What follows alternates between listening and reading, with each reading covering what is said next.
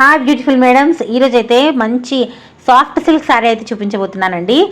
Premium quality soft silk sari, Kanchi border అయితే వచ్చేస్తుంది. చాలా బిగ్ బార్డర్ అయితే వస్తుంది. టోటల్గా కంచి డిజైన్ అలాగే ఇక్కత్ డిజైన్ కాంబినేషన్లో ఈ శారీ అయితే వచ్చేసిందండి.